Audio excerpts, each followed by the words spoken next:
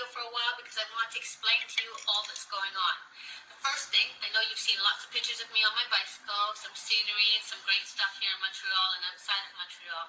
And it's not just that I'm trying to get in shape and taking bicycle rides all summer and working on my tan, but I've decided to do something really big because this summer, at the end of summer, I'm bringing in my 50th year of life. So I decided that I'm going to bicycle from Quebec to Halifax, Nova Scotia, to my home, to be exact. And then when I get there, I'm going to throw myself one of the best 50th birthday parties ever. Okay, I'm ready to go. I've decided to go from Quebec City to Halifax as opposed to Montreal. Just cut off a couple days ride there. And I did actually just recently go from Montreal to Quebec City, so I've bridged that gap. And I'm trained. I've got some equipment. Got my maps. Got my GPS. I think I'm ready to do this. So here's the trip from Quebec City to Halifax, Nova Scotia. Passenger Rail Canada and the entire crew, welcome aboard train number 20 en route to Quebec City, with stops at Saint-Lambert, Saint-Hyacinthe, Drummondville, and Saint-Foy.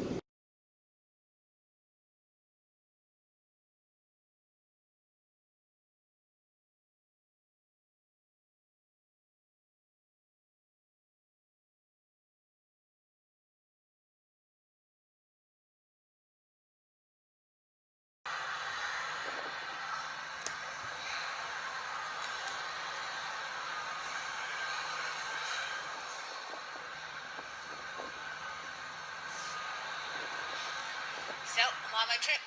Just started out. I'm in Quebec City on my way to cross the water and then onward up and east. So, those who don't know, traveling to Nova Scotia, it's a long route, and it's pretty exciting.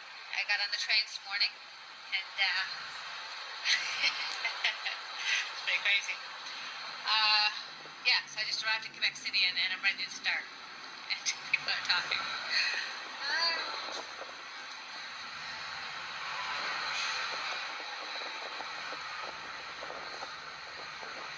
Just watch it. Hey Eve, I want to give a shout out to some of my cycle partners.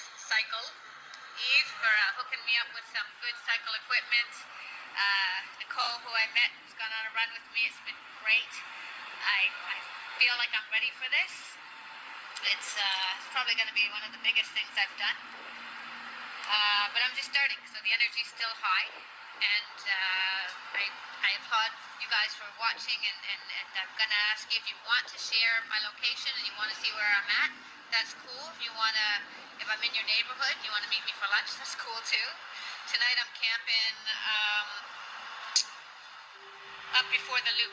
I'm not going to make it right to the loop tonight, but I'm camping up in that direction. And it's really cool. I'm on a ferry. The GPS said, turn right, take ferry. So here I am. Here's my bike. She's all equipped with everything. She's got basically 2 saddlebags, a tent. I got a thing for my speedometer and my phone and my water bottle, so I'm pretty hooked up. Alright, let's see what people are saying here. People are watching. Bettina, bring them on camera. What does that mean? I don't know how long the Wi-Fi is going to last here. So, more people are coming on with bikes. It's cool.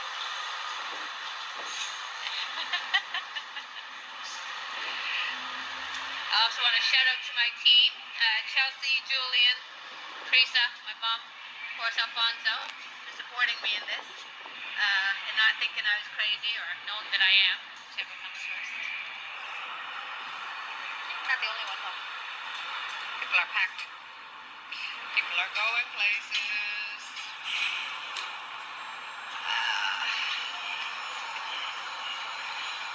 So once I get across the water, I'm going to head towards, we're closing up here, head towards my first stop, which is 3.5 hours, and I got an hour of rest, and I'm just going to have a light meal, and then I've got another 3 hours, another rest, and then about an hour and a half. So Normally I would get out earlier, but I was on the train this morning.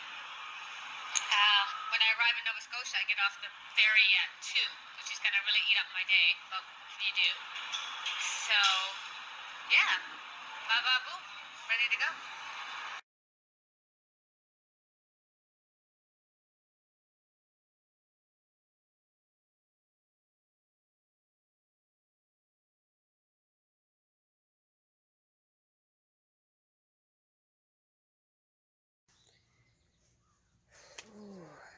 Morning.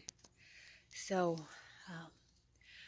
I got in late last night. Not severely late, like 10:30, but that meant I rode for about an hour and a half in complete darkness. Like, just when the campsite, the road to the campsite was so dark and scary. But anyway, I'm not supposed to be riding in the dark because that's not the plan.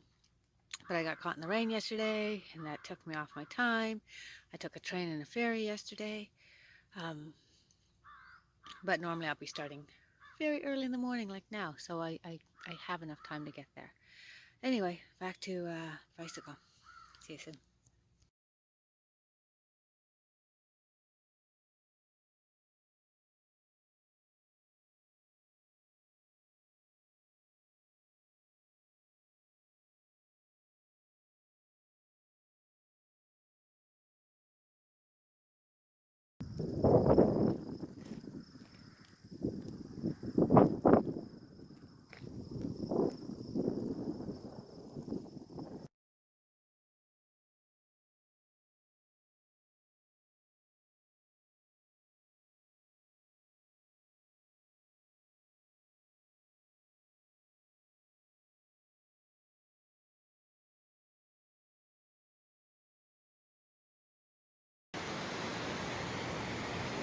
Okay, so this is where I am.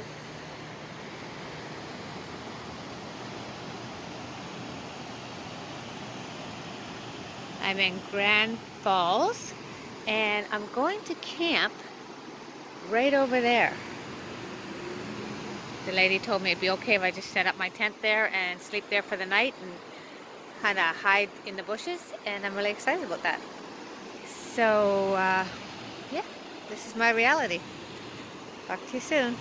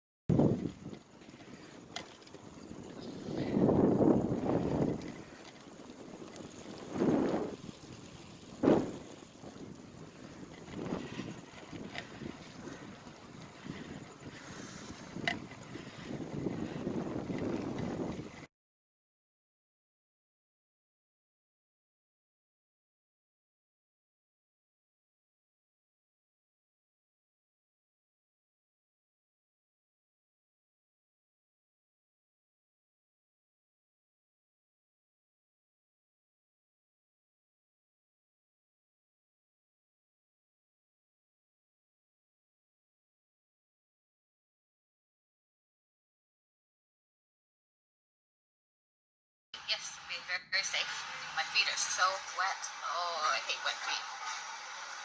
But they were wet when I started the day, and then I'm just constantly going through these stupid puddles. There's no way to go.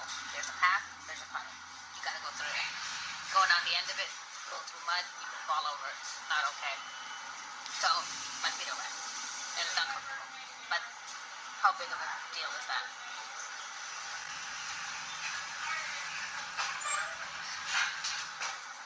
Thank you, Dana.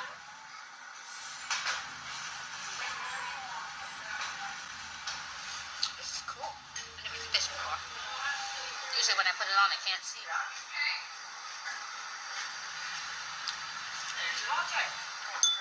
gonna rest here for, I should rest for 2 hours. But they don't have a plug-in. So, I Maybe I'll go over to Subway, try to plug in, get a sub for later.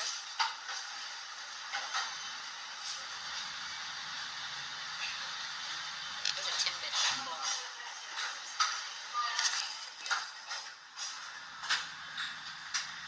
That's it.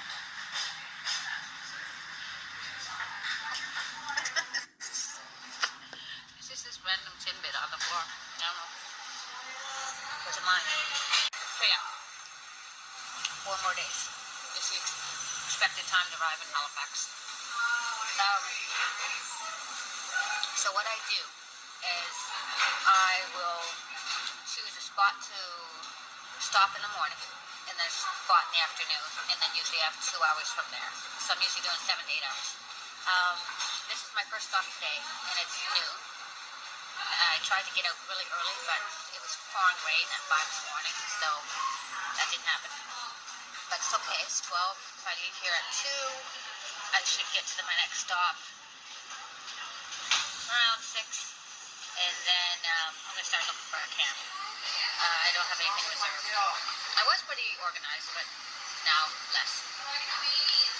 So then I find that camp, and then tomorrow it's just about 6 hours, 5 hours, 6 hours to Mount Sheldon's. And if I really can't do it, I'll get them to come pick me up. I have no problem with that. Fear. I wish I had fear. I feel like I'm too stupid to have fear. Fear. Oh, okay, let me tell you what happened. This was very fearful. It's so funny because the GPS will tell me I have 2 hours to get somewhere, and that's 2 hours for a real cyclist. Don't forget, I'm like a housewife on a bicycle. I'm not a real cyclist. I just am doing this trip. So, I'm not as fast as the GPS. So when it says 2 hours, you're like, oh, that's only 2 hours. You know, you ride to Montreal in 2 hours. That's no big deal. It's not the same here. So 2 hours can be 4 hours if you're chugging at 10 miles an hour, because you're supposed to be at 20 miles. So anyway, I fell behind on the first night, and I rode through the nighttime on a path that I couldn't see. And I didn't know if there was 2 marshes on each side of me, or a jungle, or the ocean, or I didn't know because I couldn't see anything. All I knew is I had to stay on the path, but I can't see the path. So and my little tiny light was just so non-effective. I just bought another one right now.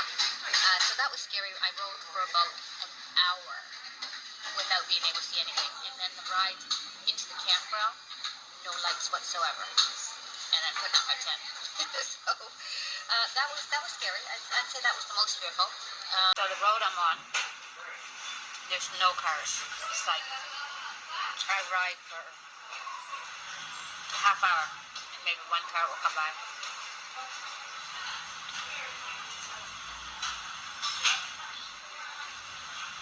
The worst part is the hills, but they're part of the road.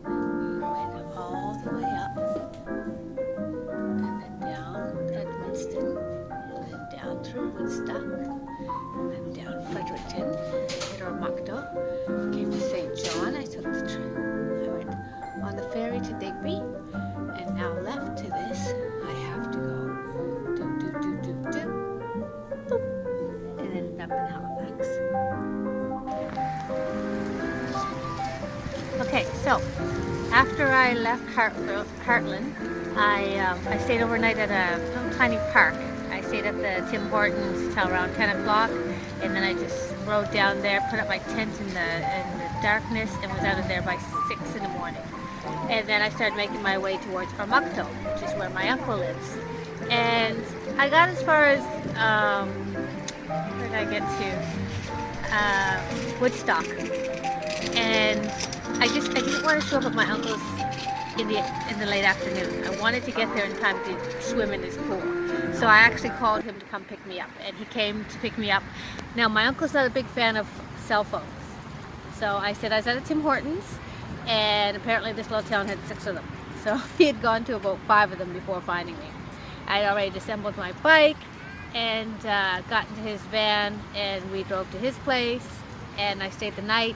And then I got off really early, like 7, after the best night's sleep in the most comfortable bed ever, after sleeping on the ground for 3 days. And I did the most horrendous thing ever. I had cycled 3 hours in the wrong direction.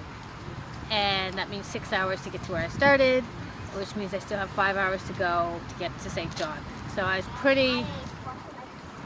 wanted to cry, but there was no time to cry. I was so upset to find myself in Fredericton after I'd cycled for 3 hours instead of being closer to St. John. At this time in my life, I didn't really get the GPS that well. I still had a hard time with it.